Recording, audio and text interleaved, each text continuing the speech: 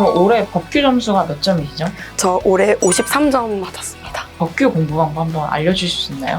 이제 예시 답안이랑 최고 답안 그리고 보통 답안이랑 제 답안을 비교해가지고 제가 못 쓴 부분만 이제 뽑아가지고 전부 다 다시 써보는 걸로 했습니다.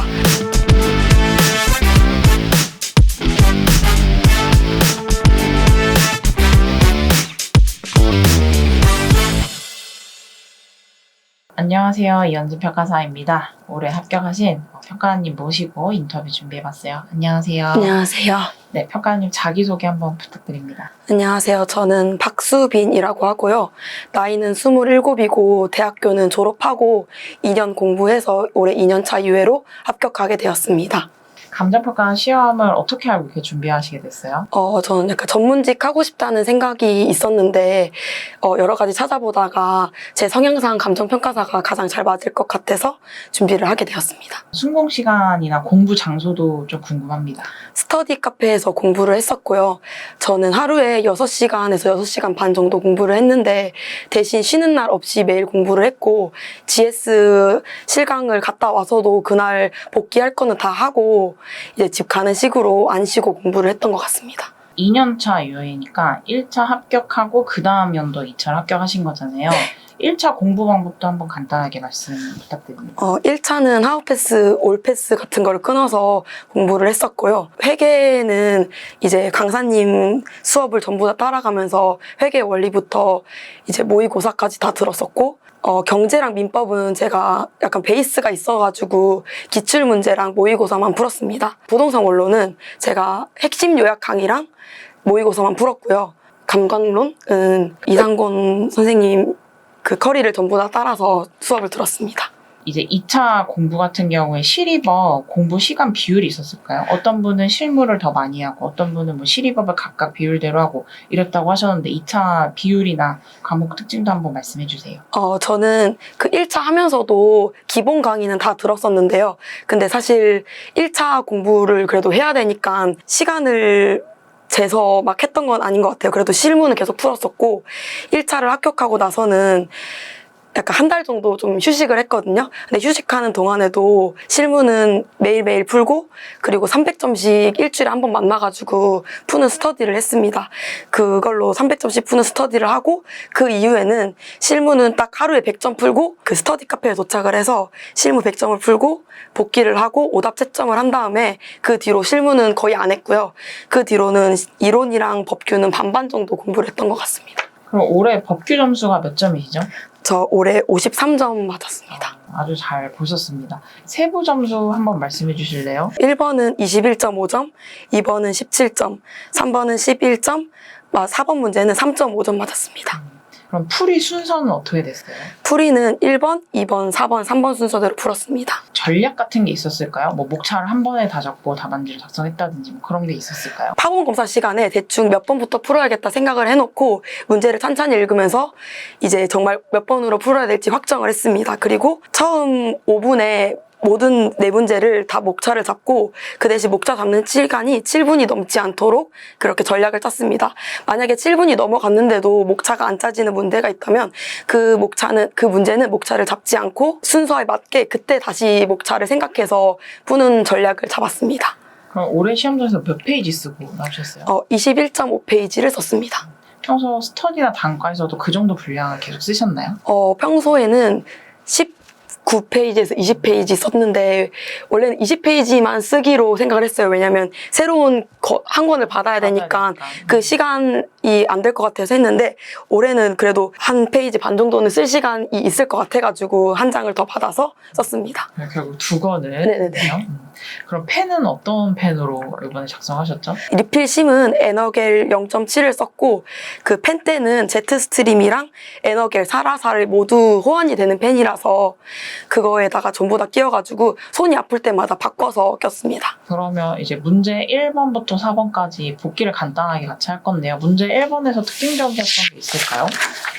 저는 그래도 판례 공부를 그래도 성실히 했다고 생각을 했는데 그래서 판례를 많이 썼고요.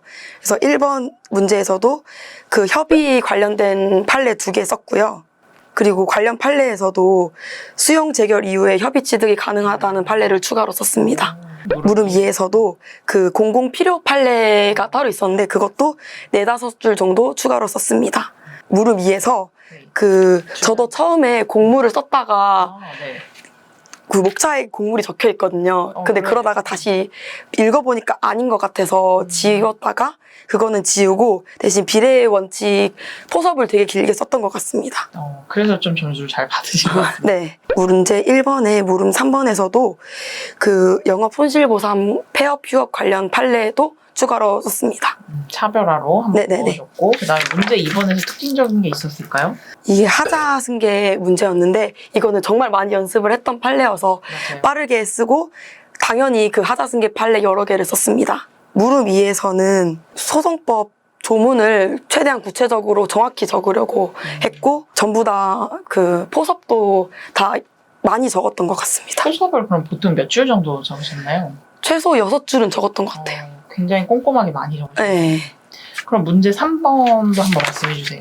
무릎 1은 그 단문이 있는 문제였기 때문에 그거를 빠르게 적고 근데 제가 무릎 위에서 조문을 하나 잘못 적었는데 그래도 무릎 1번을 잘 써서인지 다른 그 목차를 잘 써서인지 조문 하나 틀린 거에서는 점수가 크게 안 나가진 않았을까라고 조심스럽게 추측을. 그럼 이제 마지막 문제 4번.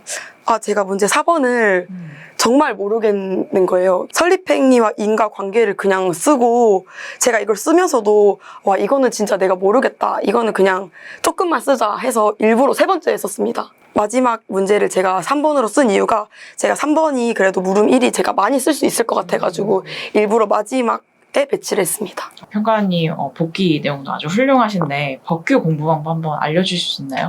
네, 저는 이제 행정법이랑 기본 문제부터 파이널까지 다 이현진 평가사님 강의를 들었습니다. 행정법부터 기출까지는 인터넷 강의로 들었었는데 혼자 하다 보니까 이제 한 번씩 제출을 안 할 때가 있어가지고 이제 이래선 안 되겠다 싶어가지고 종합이랑 파이널은 실강을 가서 이제 수업을 들었습니다. 이제 공부 방법은 수업을 듣고 답안을 제출을 하고 나면은 채점평을 이제 보내주시잖아요. 그러면 그걸로 이제 예시 답안이랑 최고 답안 그리고 보통 답안이랑 제 답안을 비교해가지고 제가 못 쓴 부분만 이제 뽑아가지고 전부 다 다시 써보는 걸로 했습니다.